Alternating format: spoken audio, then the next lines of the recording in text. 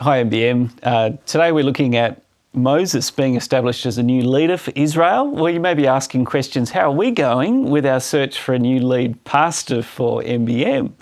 And I have with me Pat Jackson. Pat's one of our team of 5 nominators who have the task of finding a new lead pastor. Thank you for you, the team, and all the work that you've been doing over the last 9 months or so. Pat, talk us through the process of what it takes to find a lead pastor for a church.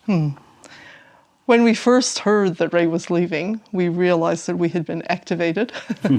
And you initially think, oh, we have to replace Ray. So it was really good that we had this course we could do, and it helped us to focus on what we're really looking for at MBM. Part of that process was to put together who MBM is now, and what it looks like, and what sort of a person we need to take us from where we are now into the future. So that was really a good start. From there, we started picking up names. Anybody that suggested a name, people that we know, people we have connections with, we started making a list and having initial conversations with people as to whether or not they might fit with this idea. How many exactly initial conversations did you have? 40 or 50. 40 or 50 conversations is a lot. Yeah, it's been fun. And then we've narrowed it down to 8 people that we've done first interviews with. And that has been a really good process. We have been absolutely amazed by the godliness of the men that we've interviewed. That's encouraging, isn't it? It is encouraging, yeah. The humility that we've seen almost across the board, and the depth of their understanding. Most of them told us they were already praying for MBM. Which is very encouraging for us, to think that wider than our church, there are people who are looking at this and saying, this is an important decision for someone to make.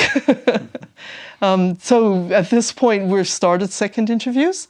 And as we go through the next few weeks, we'll be looking at narrowing it down to one person. At that point, we'll take that name to the Archbishop through another group, and the Archbishop will do his due diligence, and we'll check out whether or not this is a good person for MBM before he makes the invitation.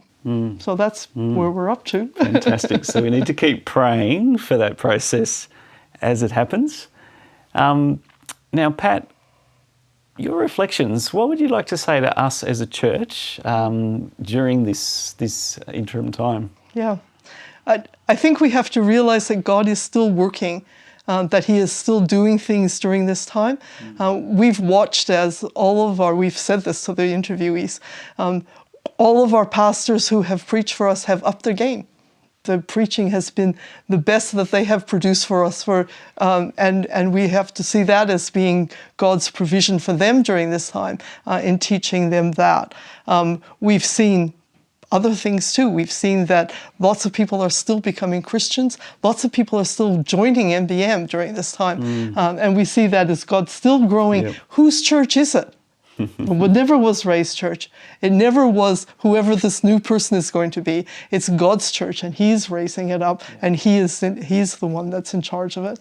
And I think we see that as we prayerfully watch this process happening now. Yeah, the mission goes on. And Pat, for you personally, at a spiritual level, how have you grown through being part of this process?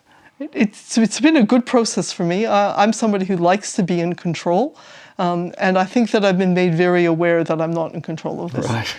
That they're very much God already has this in control, and I'm just looking, being his hand to go and find something, and that's a good thing. Part of a team that's going to do that, but it's been very good for me personally to say I'm not in control of this. This is God's work. Super encouraging. And thank you so much for the work that you've been doing, Pat. It's been very interesting. Thank you.